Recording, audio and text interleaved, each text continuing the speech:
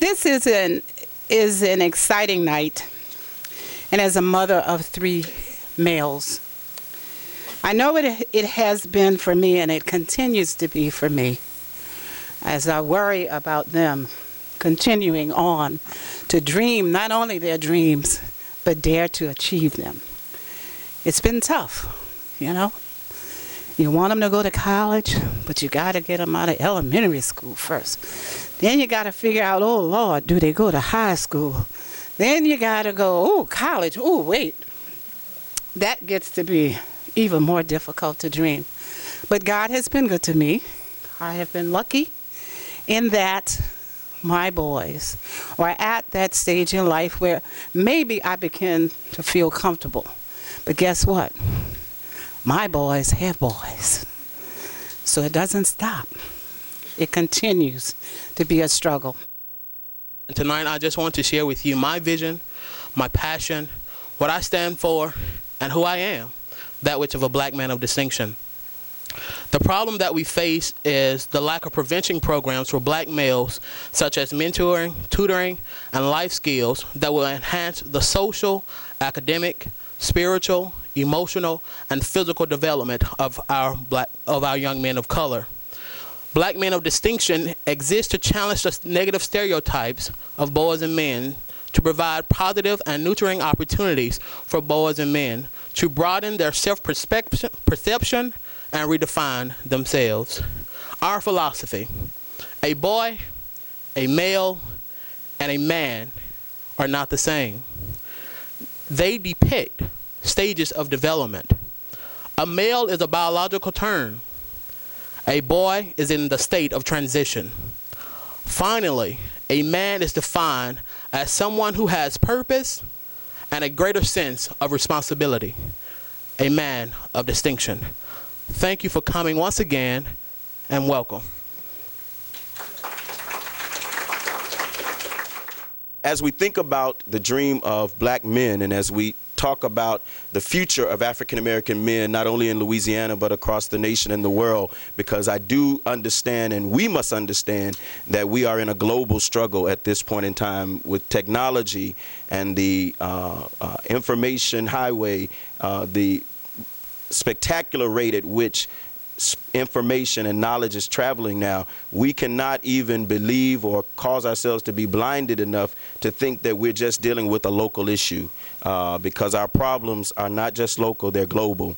I want to just open up the question of, as we look at tonight's theme, the dream of a black man, I want to ask the panelists to speak to their own self-definition of black masculinity.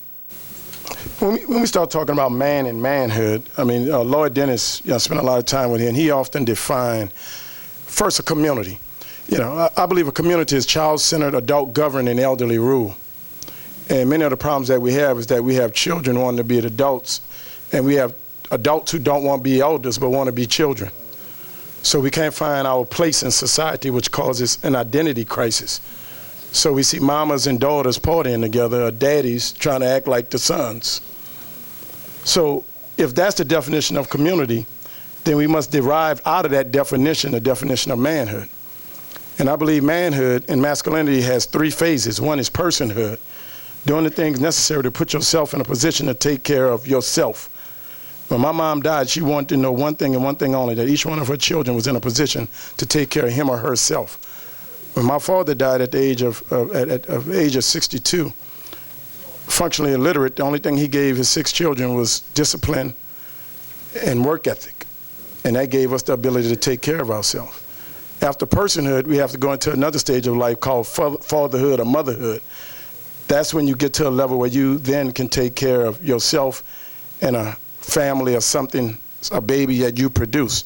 Then there's the ultimate level called chiefhood, where you get to a level where you not only want to take care of the child you produce and the wife that you have, but now you begin to take care of the entire community. So for me, black masculinity has 3 phases, and all of us must go through that phase. What we are facing now is a lot of arrested development. And people refuse to move from one phase to the other. So there is an identity crisis. Most of us, as men, we look at it as, you know, I have a certain amount of children, I'm a man. I have a certain amount of women, I'm a man. And to go even deeper, have a large sex organ, I'm a man. And if you look at all those things, that's the way black men define themselves as manhood. But, and then we also, I can't cry. I don't cry. As a man, you don't cry. Think about when we have a little boy, 2 or 3 year old, when he fall and hurt himself, what do we say? Get up, boy, be a man. Well, he's not a man, he's a baby. And I found myself a couple years ago, I gained custody of 2 of my nephews. My sister was in the military. And now my daughter, she just turned 13. Don't ask me how old I am. And I saw the way I parent my nephew and my daughter was totally different. If my daughter came around, Dad, I hurt myself. Oh, baby, you know, my nephew, Negro, get away from me. So I had to take it, and someone, now mind you, having 3 males in the home, and so someone made me realize, as a father, you have to be nurturing. So I'm gonna go back. As men, we have to be loving, you know, and that's with our children, because a lot of times we don't know how to love our children because we always taught to don't show your emotions. That's a sign of weakness. You know, we got to be protective, not just for the women in our house, but for the women in our community. If you look at a young man coming up, a teenager, he's 13, he's 14, he's 15, and he's trying to figure out what black masculinity is. And he's looking to what's around him to figure that out. So as I try to answer this question for you all tonight, I'm going to go back to the example I had. And, you know, I've always perceived black masculinity to be what I got from my father. So, you know, my father, I had 3 siblings, you know, mother, father, and my dad was always, as I look back now as an adult, a really good, strong, and really firm disciplinarian, but a really strong father. And he, you know, taught me that, you know, black manhood or black masculinity is hard work, is personal responsibility, responsibility for your family. Something everyone up here tonight has said, responsibility for your community, and looking out for those around you. So I think what we in this conversation about, is there an identity crisis, and coming back to what is black masculinity, I think we need to, you know, make it our aim to make sure that we're providing young black men enough good positive role models so they can determine what black masculinity is from the right examples, where it now becomes about I'm a man if I work hard, I'm a man if I take care of my responsibilities, if I take care of my family, my neighbors, my community, whatever that case may be. And that's how you attain to black masculinity. Masculinity in itself, like Dr. Mackey said, it has phases, right? But throughout those phases, you also have to have a standard. And I think that's what we've been missing in our community. Through the plight of our community and our folks, we don't have that standard anymore. You know, Brother Rankin talked about as a young kid growing up and hearing Dr. Mackey speak, and the Dr. Mackey of my time was a guy by the name of Schofield.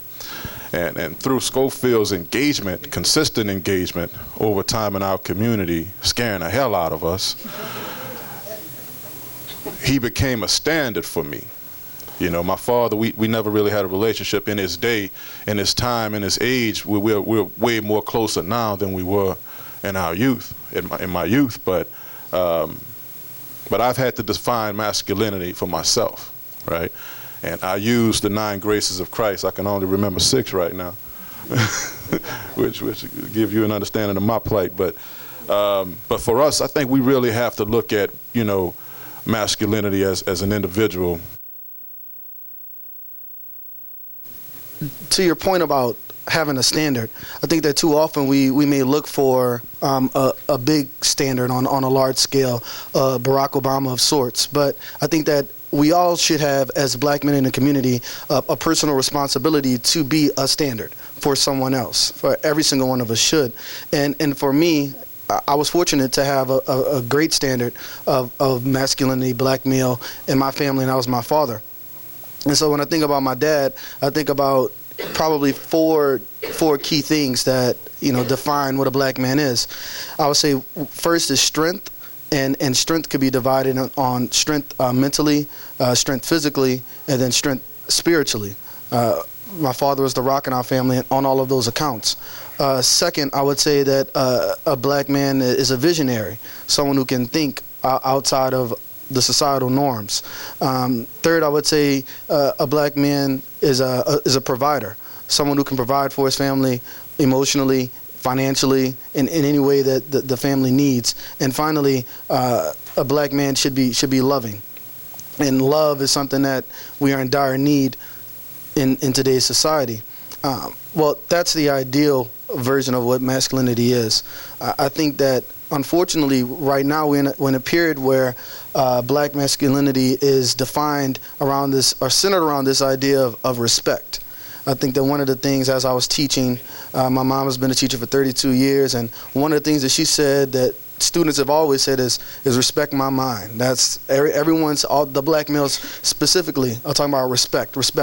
And this idea of respect, I think, comes from the fact that they've been shortchanged on so many other levels, and that this respect, what's often manifests itself in violence, is because of the fact that social respect is a capital through which black males exchange. We don't have the financial capital. We don't have the business and the degrees, and so respect is that capital in which you gain, and that's how you become a legend, and that's what masculinity has become. So some way we need to chart that course differently and go another way. When I think of black masculinity, I naturally think of my father. And, you know, he was a person who didn't need a pat on the back to handle his responsibilities. He didn't need anybody to say, oh, yeah, I paid my child support this month. You know, somebody give me a card or something like that. He didn't need that. He just handled his responsibilities and did what he was supposed to do as a father. He also taught me that being a black male is being an individual. And he supported my individualism. And, you know, he taught me that I needed to be, you know, a person who stood alone on his principles and his beliefs rather than follow the crowds and follow what I saw on TV and the images that the media perpetuated me as, I guess. And that's what I learned about being a man. It's about standing alone and being right and believing, you know, standing for what you believe in rather than following the crowd and conforming to what other people think you are. So that's how I define a black man, as being an individual and not needing a pat on the back to handle your responsibilities. When I think about masculinity, I think about pride.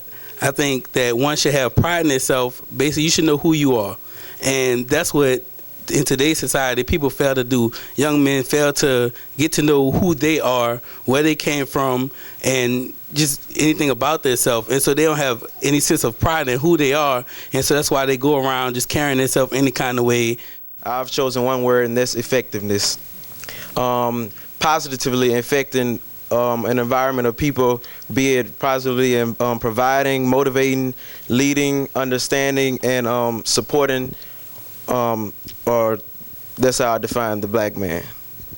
One question I would like for some of the panelists to respond to, and this may speak to our younger generation, when we look at the issues and questions of respect versus responsibility, how has hip-hop transformed or impacted our concept of identity?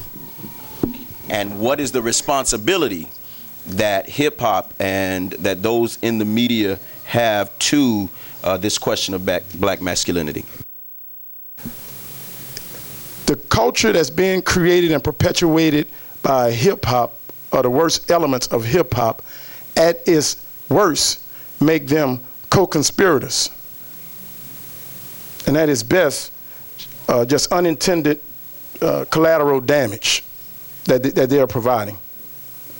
So the funny part about it is, we will support people. For example, if you look at Michael Jackson made a song say they don't care about us. And in that song, he called out every racial epithet there was.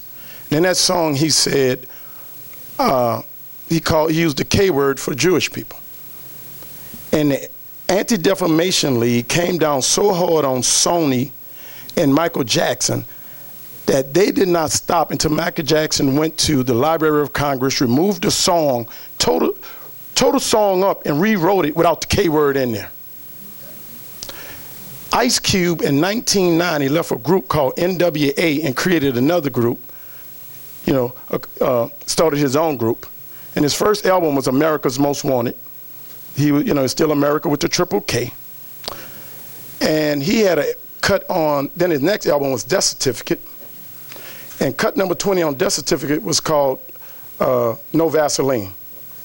And he said, I tell you what to do, put a bullet in that Jew. Because he was talking about killing his Jewish lawyer, because the Jewish lawyer in Easy had screwed him.